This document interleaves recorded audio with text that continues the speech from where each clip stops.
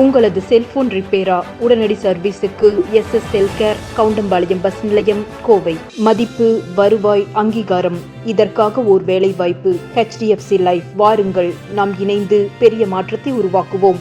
93639 93636.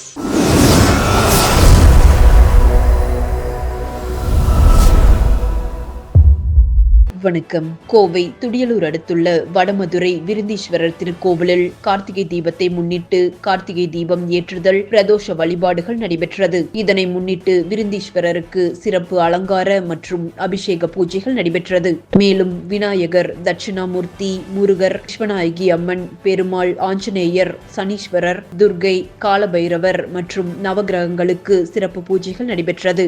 தொடர்ந்து புதியதாக அமைக்கப்பட்ட அணையா விளக்கில் கார்த்திகை தீபம் ஏற்றப்பட்டு கோவிலுக்குள் திருவிளக்குகள் வைக்கப்பட்டது. தொடர்ந்து சொக்கப்பனை எரிக்கப்பட்டது. விழாவை முன்னிட்டு கோவில் முழுவதும் அலங்கார விளக்குகள் அமைக்கப்பட்டது. மேலும் கோவிலை சுற்றி நிழற்கூரை அமைக்க கால்கோள் போடப்பட்டது. தொடர்ந்து அனைத்து பக்தர்களுக்கும் அன்னதானம் வழங்கப்பட்டது. இதற்கு அறங்காவலர் குழு தலைவர் PV மணி தலைமை வகித்தார். செயல் அலுவலர் சந்திரமதி, அறங்காவலர்கள் அம்சவேணி பழனிசாமி, சுவாமிநாதன் ஆகியோர் முன்னிலை வகித்தனர்.